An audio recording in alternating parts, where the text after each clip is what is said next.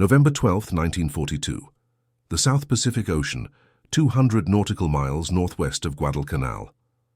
Vice Admiral Gunichi Mikawa stood on the bridge of the heavy cruiser Chokai, watching thick banks of fog roll across the dark waters like ghostly curtains drawn by an invisible hand.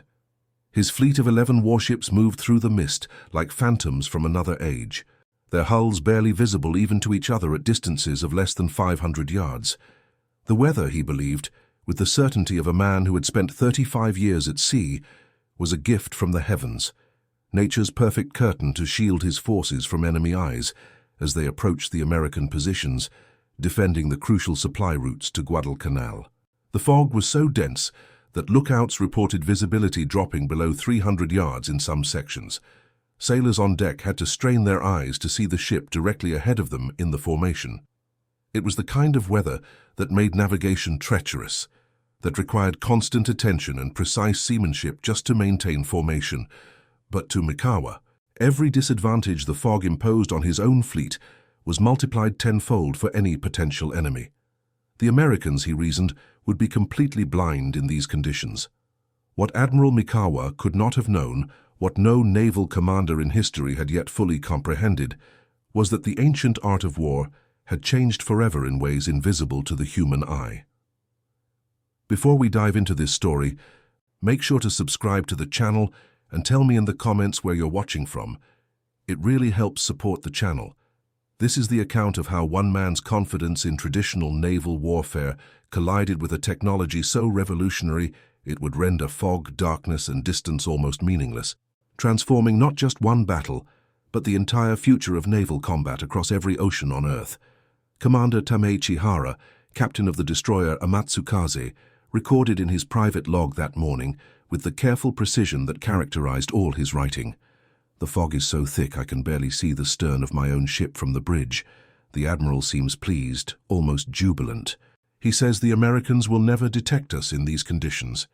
He reminds us that our night fighting skills are superior, that our torpedoes outrange anything the Americans possess, and that weather like this favors the side with better training and discipline."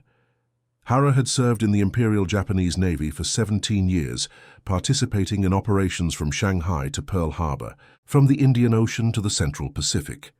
He trusted weather, trusted night, trusted the iron discipline of radio silence. These were the tools that had given Japan control of the Pacific for nearly a year, the principles that had delivered victory after victory against forces that often held numerical superiority.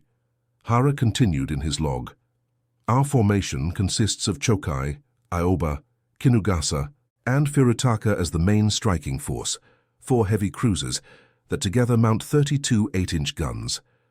The light cruisers, Tenryu and Tatsuta, provide additional firepower and screening, while our 5 destroyers form a protective screen and carry enough torpedoes to sink a fleet twice our size. It is a powerful force and the fog makes us invisible. I share the Admiral's confidence." Lieutenant Robert Copeland, radar operator aboard the destroyer USS Fletcher, sat in a small dimly lit compartment below decks, watching a circular green screen that most sailors still didn't fully understand and many actively distrusted. The device was called the SG Surface Search Radar, installed on American destroyers, starting in early 1942 as part of a massive technological upgrade program. To the untrained eye, it looked like nothing more than a glowing disc with a sweeping arm that painted small blips of light as it rotated around and around with mechanical precision. To Copeland, who had spent 6 months learning to interpret every flicker and shadow on that screen, those blips were ships, enemy ships, and he was watching 11 of them approaching through weather that should have made them completely invisible to human observers. Copeland adjusted the gain on his set, fine-tuning the display. Each sweep of the antenna brought updated position data. He could see the Japanese formation clearly, 4 large contacts in the center, with smaller contacts arranged in a screening formation around them. The precision was remarkable. The contrast between these two realities, Mikawa's confidence and Copeland's knowledge, represented the collision of 2 different eras of warfare happening simultaneously. The Japanese fleet consisted of the heavy cruisers Chokai, Aoba, Kinugasa, and Furutaka. The light cruisers Tenryu and Tatsuta, and 5 destroyers, including Hara's Amatsukaze. Together, they displaced approximately 80,000 tons of warships, carrying over 6,000 sailors who had trained for years in the demanding art of surface combat. Their mission was to intercept an American supply convoy bound for Guadalcanal, where brutal ground fighting had continued for 3 months, consuming ammunition and supplies at rates that shocked logisticians on both sides. The success of that convoy could determine whether American Marines held their positions or were pushed back into the sea, possibly losing Guadalcanal entirely. Admiral Mikawa had planned this operation with meticulous attention to traditional naval tactics developed and refined over decades of study and exercise. His fleet would approach under cover of fog and darkness, achieve complete surprise, overwhelm the American escorts with superior numbers and heavier guns, destroy or scatter the convoy, and withdraw before dawn, brought American aircraft that could catch his ships in the open ocean. The plan relied on principles as old as naval warfare itself: concealment, speed, and concentrated firepower at close range. Every officer in his fleet had trained for exactly this type of engagement at the Naval Academy in Itajima, where night combat exercises were conducted with an intensity that bordered on the religious.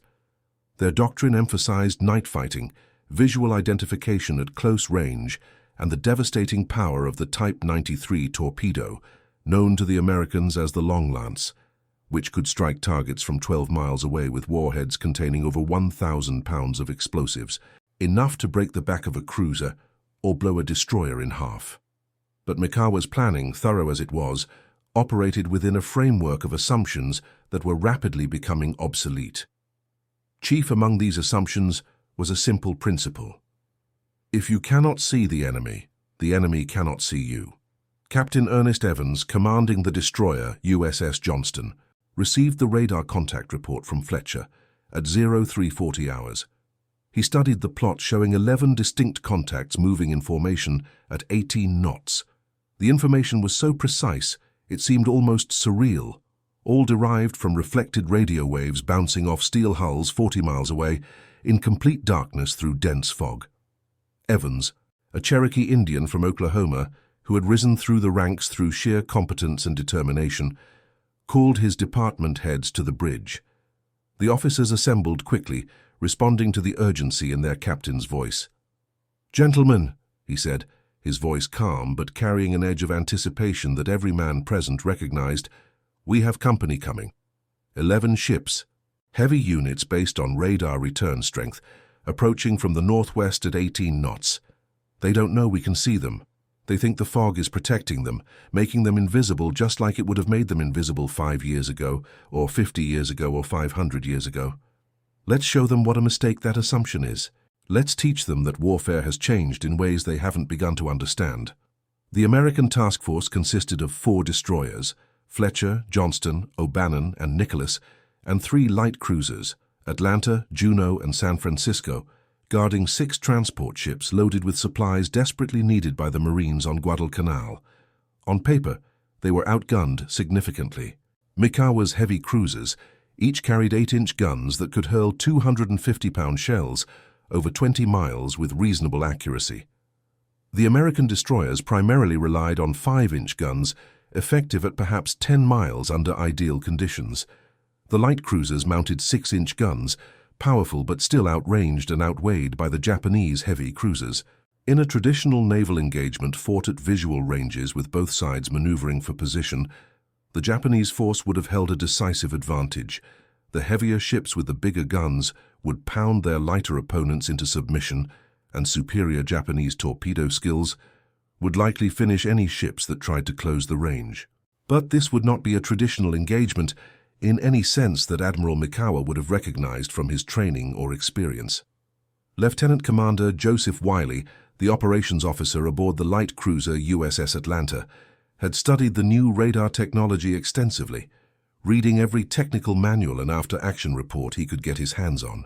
He later wrote in a letter to his wife, "The Japanese were still fighting the war they had trained for, the war of visual sighting and quick maneuvering in night actions. We were fighting a different war entirely, one where information dominated firepower. We knew where every enemy ship was located, before they had any idea we were even present. We could track their movements, predict their intentions, position our forces optimally. That informational advantage was worth more than an extra cruiser or two, maybe worth more than a whole additional task force. It changed everything about how we fought. At 0400 hours, Admiral Mikawa gave the order to increase speed to 22 knots. The fog remained thick as cotton, visibility hovering around 300 yards, according to reports from lookouts straining their eyes in the darkness. Mikawa smiled, satisfied with the conditions. In his experience spanning over 3 decades of naval service, Americans were technically proficient, but lacked the fighting spirit and night combat training of Japanese sailors who had drilled endlessly in these exact conditions. Surprise would compensate for any material disadvantages his force might face. His intelligence reports, based on radio intercepts and reconnaissance by long-range patrol aircraft, suggested the American convoy escorts were likely minimal, perhaps 2 or 3 destroyers at most, maybe a light cruiser if they were unlucky. His force could overwhelm them quickly, sink the convoy, and be gone before American aircraft could respond at dawn. It was a clean, professional operation based on sound tactical principles. On Chokai's bridge, Commander Kokichi Mori, the navigation officer with 15 years of experience and a reputation for meticulous attention to detail, expressed mild concern about maintaining formation in such poor visibility. Ships were drifting slightly out of position, requiring constant corrections. The risk of collision was not insignificant. Mikawa waved off the worry with the confidence of a man who had never experienced defeat in weather-related operations. "The fog is our ally," he said, repeating what had become almost a mantra during the planning. "It hides us from aircraft, from visual spotters, from everything the Americans have. By the time they realize we're here, it will be too late for them to react effectively. We'll be among them before they can organize a defense." What Mikawa could not see, could not hear, and could not even imagine was the steady stream of radio transmissions flowing between American ships like the nervous system of a single organism. Every 2 minutes, updated position reports on the Japanese fleet. Every 5 minutes, refined tracking data showing course and speed. Every 10 minutes, analysis of the Japanese formation and likely intentions. The American commanders were building a complete tactical picture of the battlefield, while the Japanese sailed blind, relying on nothing but dead reckoning navigation, hopefully accurate charts, and the assumption that they remained undetected. Lieutenant Copeland, still watching his radar screen with the focused intensity that characterized his work, noted something interesting that he immediately reported to his superiors. The Japanese formation had developed a slight irregularity. One destroyer had drifted approximately 800 yards out of position on the left flank, probably due to the difficulty of maintaining station in the fog without being able to see the ship you were supposed to follow. He reported this observation to the Combat Information Center, where it was immediately passed to the task force commander. Commander Evans on the Johnston immediately understood its significance. The Japanese were having trouble with basic navigation in the fog, which meant they definitely didn't have radar, or at least didn't trust it enough to use it for station keeping. Their confidence in the weather as concealment was absolute. They believed themselves invisible. They were about to pay dearly for that confidence, and the price would be calculated in burning ships and shattered assumptions. At 0430 hours, the American Task Force commander, Rear Admiral Norman Scott, made his decision after consulting with his staff and reviewing the radar plots that showed the Japanese force approaching like pieces on a game board. Rather than wait for the Japanese to close further and possibly detect the American force through visual sighting or acoustic detection, he would use his informational advantage to achieve the perfect tactical position that every naval officer dreamed of, but few ever achieved: crossing the T. This was the holy grail of naval warfare, positioning your entire fleet perpendicular to the enemy's line of advance, allowing all your guns to bear on the enemy ships, while they could only fire from their forward turrets until they turned, losing precious time and disrupting their formation. It was a maneuver that required either extraordinary luck or perfect knowledge of enemy positions, speed, and heading. Radar provided that knowledge with a precision that would have seemed magical to naval commanders of earlier eras.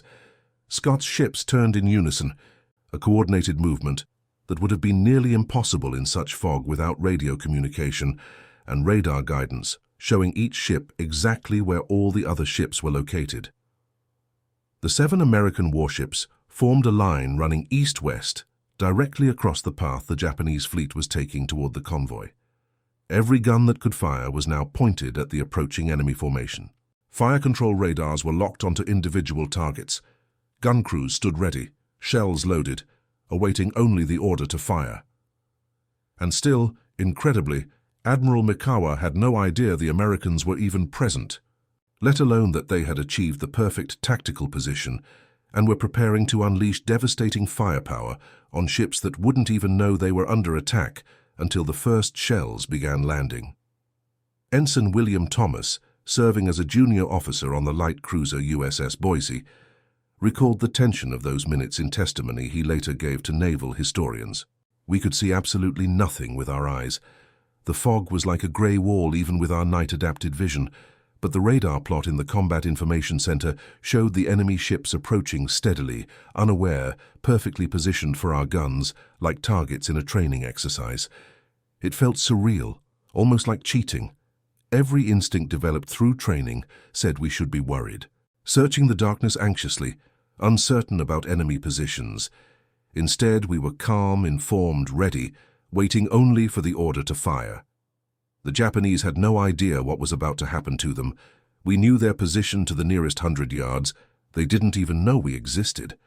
At 04:55 hours, with the range down to 13,000 yards, about 7 miles, close enough for accurate fire but far enough to avoid immediate torpedo danger, Admiral Scott gave the order that would shatter the night and change naval warfare forever. "All ships, open fire. Target assignments as plotted. Make every shot count." The darkness exploded with light and thunder, as if a volcano had erupted from the sea itself. 70 guns fired almost simultaneously, their shells guided by radar-directed fire control systems that allowed accurate targeting even in zero-visibility conditions, a capability that would have seemed like science fiction just a few years earlier. The carefully calculated salvo arced through the night, carrying thousands of pounds of high explosive toward ships whose crews still believed themselves hidden and safe.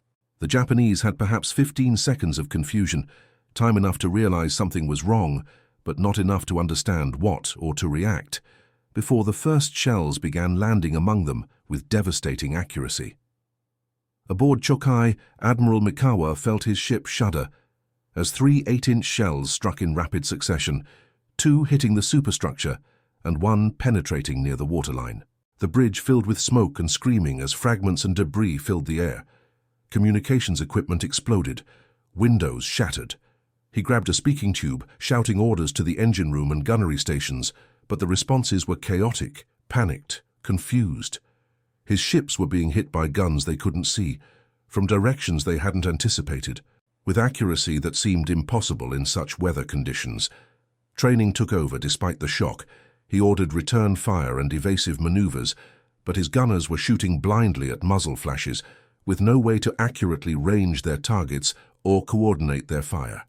Commander Hara on the destroyer Amatsukaze, positioned on the flank of the Japanese formation, witnessed the heavy cruiser Kinugasa take a devastating salvo that left her burning from stem to stern, fires illuminating the fog in an orange glow that made the scene even more nightmarish. He later wrote in his memoir, "It was as if invisible demons were striking us from all directions. We could see the muzzle flashes of enemy guns reflecting off the fog, but they seemed to be everywhere and nowhere simultaneously. We returned fire blindly, shooting at shadows and phantoms, wasting ammunition on ghosts. Nothing made sense. The fog that was supposed to protect us, that the Admiral had assured us would hide us from all detection, had become a trap that prevented us from seeing our enemies while they clearly had no such problem seeing us. It was like fighting an opponent who could see in the dark while we fumbled about blind and helpless." The engagement lasted 18 brutal minutes.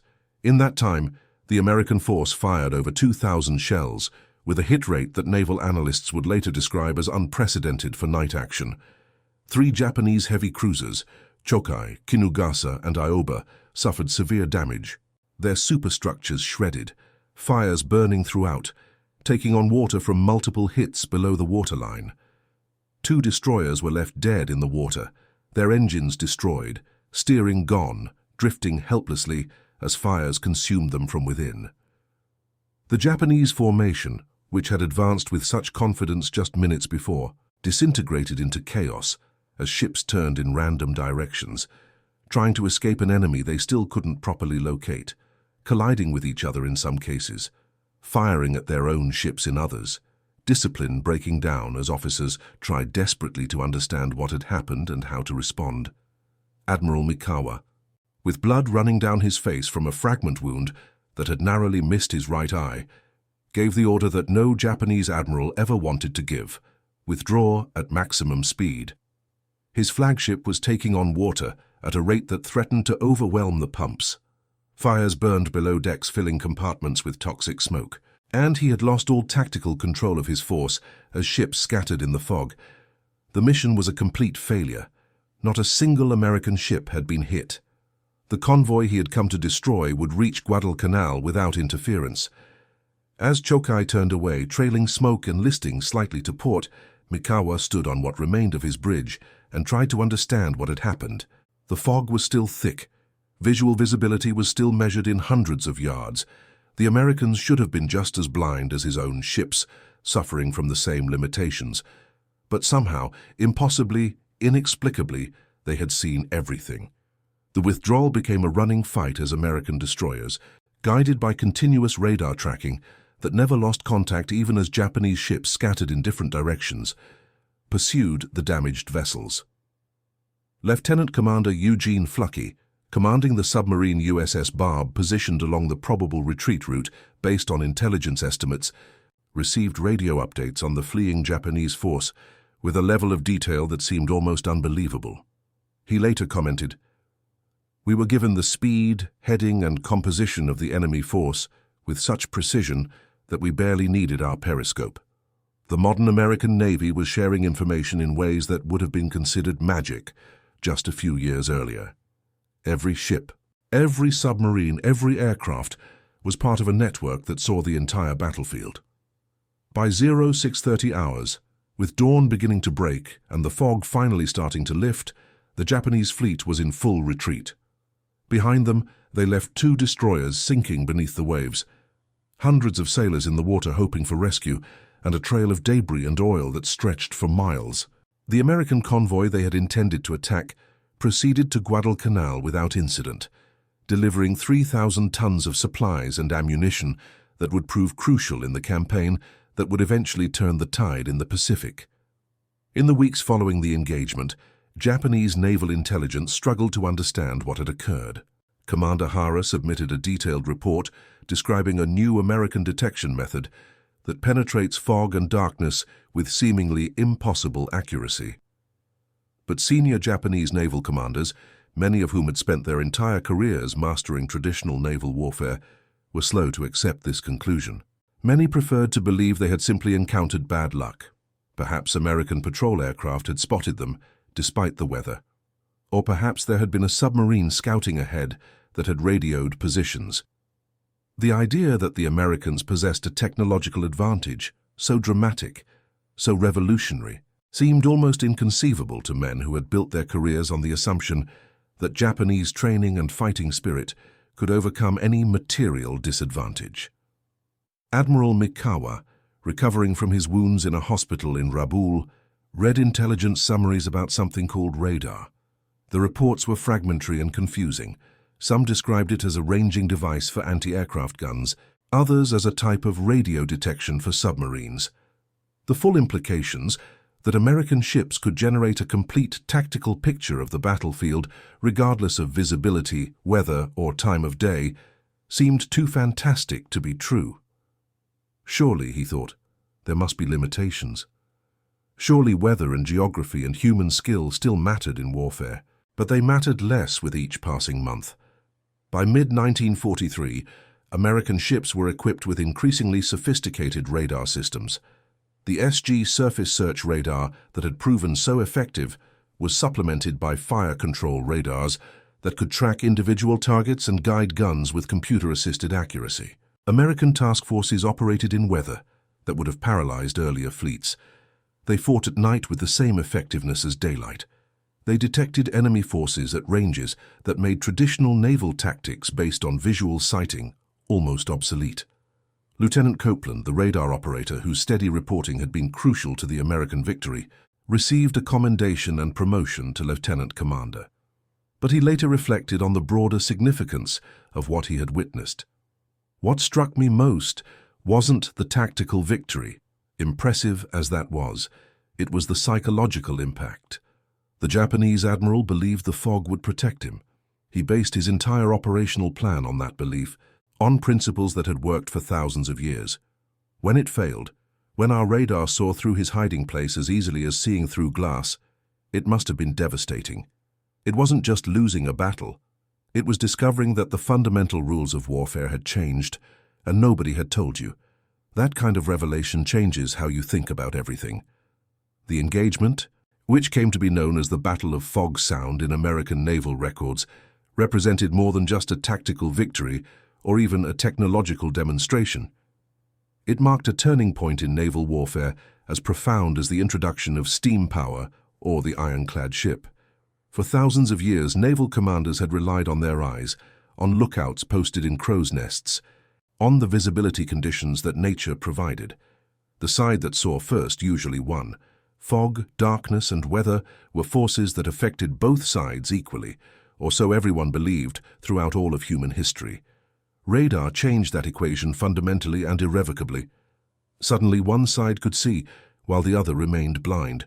The advantage was so overwhelming that it compensated for deficiencies in numbers, firepower, or even tactical positioning. Information, it turned out, was the most powerful weapon of all, more valuable than any gun or ship or aircraft. By 1944, the Imperial Japanese Navy had developed its own radar systems through reverse engineering of captured equipment and independent research, but they lagged behind American technology by at least 2 years, and that gap proved insurmountable. In the Philippine Sea, in Leyte Gulf, and in countless smaller engagements, American commanders used radar to coordinate fleet movements, direct fighter aircraft, and target enemy ships with devastating precision. The Japanese fought bravely, often brilliantly within the constraints they faced, but they were fighting a war where their enemies could see things they could not, know things they could not know, and act on information they could not obtain. Commander Hara survived the war, and later wrote a memoir titled Japanese Destroyer Captain that became required reading at naval academies around the world. In it, he devoted an entire chapter to what he called the battle where fog betrayed us. He wrote with the perspective that only comes from surviving defeat and having years to reflect on its meaning. We entered that engagement confident in our skills, our training, and the weather that we believed concealed our approach. We left it shattered, confused, and forced to confront a new reality. The Americans had developed something we barely understood, and it gave them an advantage that no amount of courage or tactical skill could overcome. I think that was the moment I truly began to understand we might lose the war, not because we lacked fighting spirit or tactical proficiency, but because our enemies were waging warfare with tools we didn't possess and couldn't quickly develop. The technological race that radar represented extended far beyond naval battles. The same principles that allowed ships to detect each other through fog enabled aircraft to bomb through clouds with reasonable accuracy, to intercept enemy planes in darkness, and to navigate across vast distances with unprecedented precision.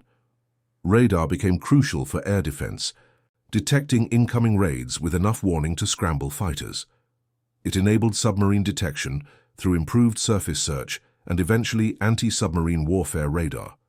It transformed every domain of warfare from ground combat to strategic bombing. But perhaps the most significant impact was psychological rather than purely tactical. Admiral Mikawa's confidence in the fog, his certainty that nature would protect his fleet, just as it had protected fleets throughout human history, represented the mindset of commanders throughout the world who believed they understood the fundamental rules of warfare. The shock of discovering those rules had changed. the realization that traditional wisdom no longer applied, had effects that rippled through the entire Japanese naval establishment and beyond. Some commanders adapted, seeking to understand and counter the new technology, modifying tactics to account for radar detection. Others retreated into rigid adherence to doctrine, insisting that spirit and training could overcome material disadvantages, a mindset that would lead to increasingly desperate and ultimately futile operations as the war progressed. After the war, Admiral Mikawa was interviewed by American naval historians studying the Pacific Campaign as part of a comprehensive effort to understand what had worked and what had failed. They asked him specifically about the engagement in the fog, curious to hear his perspective on what had gone wrong from his point of view. Mikawa, by then an elderly man, stripped of his rank and living quietly in the ruins of post-war Japan, smiled sadly and said through a translator, "I claimed the fog would hide us. I was certain of it with every bit of knowledge and experience I had accumulated over 35 years at sea. I based my entire plan on that certainty, on principles that had worked since ancient times.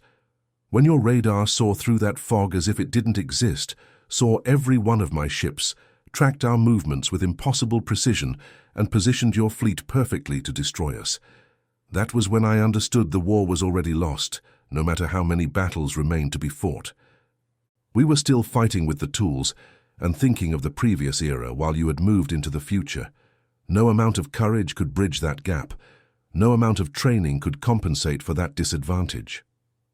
The Battle of Fog Sound was studied intensively at naval academies after the war, becoming a standard case study taught to every officer candidate.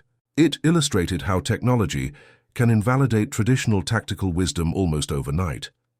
Young officers learned from it the importance of understanding not just current capabilities, but emerging ones, the danger of assuming that the future will resemble the past. They learned that confidence based purely on historical experience can become a deadly liability when the fundamental nature of warfare changes. Most importantly, they learned that information, accurate, timely, and comprehensive, could be more valuable than ships, guns, or even numerical superiority. Lieutenant Commander Copeland, the radar operator who had watched 11 Japanese ships approach through the fog while their admiral remained confident in his invisibility, retired from the Navy in 1965 as a captain after 23 years of distinguished service. He spent his later years teaching at the Naval Postgraduate School in Monterey, California, where he emphasized to his students the lesson he had learned that night in 1942. Technology doesn't just give you new tools to do old things better. It changes what's possible in fundamental ways. Admiral Mikawa made a decision that would have been perfectly sound in 1941, or 1931, or 1901. By 1942, that same decision was fatal. The pace of change in warfare means that what worked yesterday might get you destroyed tomorrow. Stay curious, stay adaptable. Never assume the rules can't change, because they can and they will, often when you least expect it. The fog that November night in 1942 did exactly what Admiral Mikawa expected. It provided complete concealment from visual observation, reducing visibility to a few hundred yards. But that admiral's confidence, rooted in thousands of years of naval tradition and validated by decades of personal experience, collided with a technology barely 2 years old that made fog irrelevant. In that collision between old certainty and new reality, a battle was decided before it truly began. Careers were shattered, ships were lost, and a small piece of history's long arc bent toward the eventual outcome of the larger war. The fog hid nothing from the radar's patient, sweeping gaze. It saw everything, recorded everything, and transformed everything it revealed into American tactical advantage that proved overwhelming. The story of that night reminds us that warfare, like all human endeavors, evolves constantly. The tools change, the methods change, and sometimes those changes happen so rapidly that commanders find themselves fighting with yesterday's assumptions against tomorrow's capabilities. Admiral Mikawa was not a fool, and his plan was not poorly conceived by the standards of his time and experience. He simply had the misfortune to encounter an inflection point in history, a moment when the old rules stopped working, when centuries of accumulated wisdom became obsolete almost overnight, and when the new rules hadn't yet been written in any textbook he could have studied. His confidence in the fog was the confidence of every naval officer who had ever gone to sea throughout human history. But on that particular night, that confidence met a technology that rendered it meaningless, and the Admiral learned, at terrible cost to his fleet and his reputation, that even the weather itself, that most fundamental and unchangeable aspect of naval warfare, could no longer be trusted to hide those who sailed beneath it. And that concludes our story. If you made it this far, please share your thoughts in the comments. What part of this historical account surprised you most? Don't forget to subscribe for more untold stories from World War II, and check out the video on screen for another incredible tale from history. Until next time.